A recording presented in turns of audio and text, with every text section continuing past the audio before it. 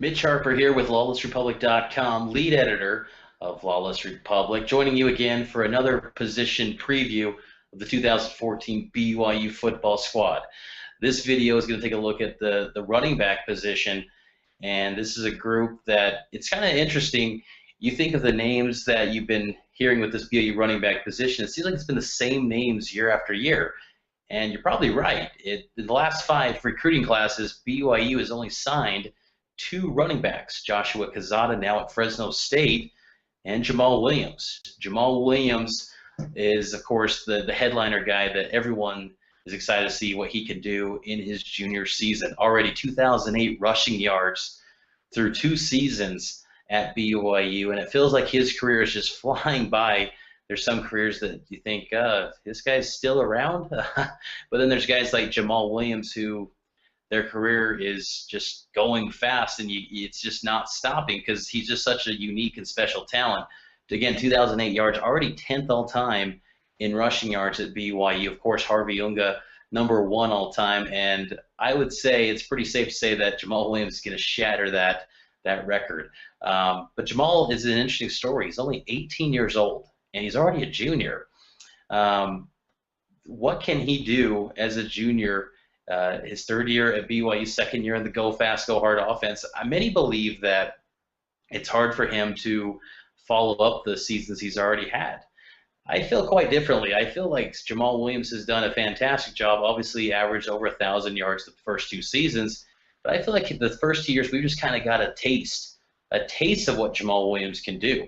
I think he can do a lot more. I think he could be an even better running back than what we've already seen. I think Jamal realizes that too. The fact that he participated with the track and field team this offseason, he needs to work on his speed, get faster, get out in the open field more. I mean, you had that speed dimension. He's already fast to begin with. You get another gear to Jamaal Williams, that's a scary thought. Again, paired with Taysom Hill in the backfield, it's one of the best running tandems, I would argue, in the entire country, and no one is really talking about it nationally. Jamaal Williams could be one of the best running backs in BYU football history. And just in terms of the fact that he never fumbles the football, he's reliable. This kid has the potential in the next 2 seasons, especially if he stays. I think he will. He's obviously said that his mama won't let him leave the NFL or go to the NFL early and leave BYU. He wants to get that degree. And we, as BYU fans, obviously would love to see that because he's a special talent. And he has the makings to, again, do some remarkable stuff here and go down as one of the all-time greats. I mean, Harvey Unga, Curtis Brown, Luke Staley, he could be in the pantheon of those guys. And BYU, always known for their passing, they have had terrific running backs through this program. And Jamaal Williams definitely, I consider one of the best. And his story when he came out of high school in Fontana, California, it was refreshing. I mean, for BYU fans and people that follow the program, it's always been a situation of, why does that kid always go to a Bama? Why does that kid always go to a Pac-12 school? They come to BYU, take a chance on BYU, and you're going to thrive. That's the story of Jamaal Williams. That's that recruit. That's who BYU fans have always wanted. That's him. And Jamaal Williams rolled the dice. He took a chance on BYU. He always wanted to be a UCLA kid growing up, and he rolled the dice on BYU because the Bruins didn't offer. And it's worked out nicely for him. He realized that you don't have to be at a big-time program to ball out and be one of the best players in the country because he's doing that at BYU at a school not known for running the football. So it's a special story coming from Fontana, California. The fact that he brought in Devon Blackman, too, that was a key component there. I mean, that adds to the legend right there. Getting a guy like Devon Blackman to come to BYU is a special thing. I'll talk more about him in the wide receiver video. But this unit, I expect a lot of rushing yards from this team. I mean, BYU was 10th nationally in rushing yards per game last season. Will they get to top 10 this year? I don't know. I don't think initially gut reaction tells me no, just because BYU is going to throw the football a lot better this season, but there's still going to be a dynamite rushing attack. The fact is, BYU is going to get a lot of plays off. They're going to have a lot of opportunities to get those rushing yards. And Jamaal Williams, I think, definitely is destined for well over 1,000 yards. I think 1,200 is reasonable to expect again, but he's the type of guy that could have 1,500 yards. I know he stated that's his goal, to have 1,500 yards this season, and that would be a remarkable season. I mean, you get 1,500 yards, you should be in the discussion definitely for the Doak Walker Award. So that would be one of the best seasons in all of college football this year. So if he could do that, that would be one for the record books. And behind Jamal, it's kind of interesting. Again, I said earlier, all the names have kind of sounded familiar, and it's true. They kind of have. Guys like Paul Lasike, Algie Brown, A.J. Moore, guys that really they've had their moments, but it's not game to game. Obviously, a guy like Jamaal Williams takes a lot of the limelight and the opportunity away. But I think BYU needs to have that 1-2 punch. Someone needs to emerge as that number 2 guy and be a formidable second thunder and lightning type presence. And I think that's Algie Brown. I think Algie Brown is someone just like a Harvey Younga, just like a Michael Elisa, who now switched over to linebacker from running back last season. Algie Brown, I think, is that guy. And I think, like Unga, he has really deceptive speed, more so than Elisa. Algie Brown has a lot of talent. Came in as a fullback out of Skyline High School, and he gave you glimpses last season like, whoa, this guy is going to be a little bit better than I think people gave him credit for. Pretty talented kid, and I think he and Jamal will form a 1-2 tandem. Now, Algie's got to string it together consistently and pick up blocks in this backfield, because that's a thing that many people underestimate, and I think Jamal needs to pick up the blocks as well. That's something that's really not – BYU's not going to scheme for that for him, but those times you got to pass protect, they got to improve in that aspect. Paul Lasike is a nice option too, under the radar guy, but every couple games he's going to give you a solid 85-yard game, and he's going to move the chains. And I think that's what I like about Paul Lasike, obviously the former rugby player. He's a tough physical presence in that backfield, and you want to always have a guy like that in your backfield. And A.J. Moore is kind of a name that you just hear and you think, what's going on with A.J. Moore? It's kind of like what's going on with Will Snowden? What's going on with O'Neal Howell? He's kind of in that mold of a BYU player where he comes in with a lot of credentials and a lot of hype. You're thinking, whoa, A.J. Moore, like this guy could be a star at BYU, and it just hasn't played out to fruition. He went on a mission, came in. I mean, Jamaal Williams was in the program, kind of tough to break in. And also Michael Elisa was the back in 2012 as well. So there hasn't been much of an opportunity for A.J. Moore. Hasn't really seen much playing time. He's still an unknown. He's still a mystery. From all indications, he has potential. He has talent. But it's really tough to kind of bank on him to be of any sort of production for BYU this season. Adam Hine also.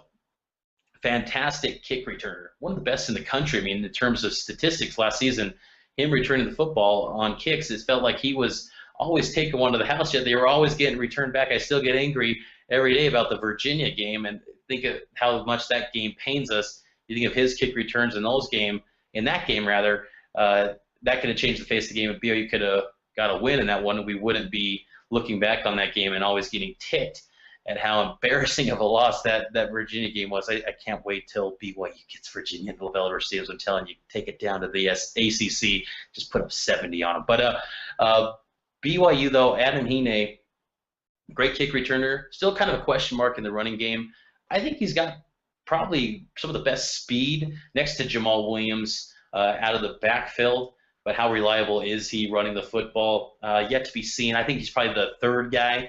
You go Jamal, you go Algie, and then you go Hine, and then A.J. Moore is kind of a wild card in the mix. So that group of guys, it's not bad. I think it's got to get better, though. I like, obviously, Jamaal Williams. He's fantastic, all-timer at BYU. The potential for that, rather. And Algie Brown's a nice number 2. But the talent overall, I think, needs to get better at BYU at the running back position. I think this recruiting class coming up, BYU realizes that they do need to sign some running backs because Jamal is nearing the end. They got to get some young guys into this program to fill the gaps because, again, only 2 guys in the last 5 recruiting classes, true running backs, BYU has signed as a running back. Joshua Quezada and Jamaal Williams. Obviously, Francis Bernard, he was someone from Harriman, last recruiting class. He went on a mission straight out of high school. He didn't officially sign, but he's expected to come back to BYU when his mission's completed, but there's no official document like a Harvey Longy type situation there. And that's another wild card in all this. Harvey Longy, when he comes to BYU, if he does, there's still rumblings. His mom has said he's coming to BYU. She's then told other people that he's not coming to BYU. He might be going to Stanford. He might be going to USC. He might be going back to Utah. We don't know. Does Harvey Longy have any impact on this group, or does he even play inside linebacker? What do we think of that? I honestly don't think I don't factor him. I don't think about it. I'm thinking about guys like Lasike, Algie Brown. Those guys have been in the program. Those are the guys that are conditioned to run, go fast, go hard, because this is an offense. You got to be conditioned. I mean, coming back from a mission, I haven't seen Harvey Longy personally. I've seen some photos from when he came back from the airport and at Bingham games or Bingham practices. But other than that, I don't know where he's at physically and condition-wise, because it's a tough offense to maintain, and you have to be physically prepared for the rigors of this playbook and the up-tempo attack. Harvey Longy could definitely make an impact. I mean, arguably one of the greatest running backs recruits the history of the state. I mean, Bingham High, that team in 2009, they were unbeatable. I mean, people remember BYU played Oklahoma in Cowboy Stadium in 2009. The night before, Bingham played a Texas high school powerhouse and crushed them in Jerry's World. They were technically the first game, and then it was BYU. So Harvey Longy and Bingham, that was just powerhouse team. They were unbeatable. But at Utah, only 13 carries in his career, and the few carries that he had, he was always standing upright, straight up and down, had no leverage. Tough to kind of expect him to have a difference off a mission where he hasn't produced anywhere. I do think, though, BYU would be a great fit for him, just because BYU's had success with similar type of running backs, Algie Brown, Elisa, and Unga. They've had similar history of success with those guys, so I think it'd be a good fit. I think it would be a great inside linebacker, though, to be honest. I think that's the best option for him. He has a dream of being in the NFL. I think he should probably switch the inside linebacker spot, but it's definitely an interesting dynamic to see how this plays out, because with fall camp starting next week, we could see Harvey Longy in the mix in that running back group. But this is going to do it for the 2014 BYU football running backs preview. I hope you enjoyed it. Make sure to subscribe to this Lawless Republic channel and check out all the videos on lawlessrepublic.com. And appreciate taking the time to watch us, and go Cougars.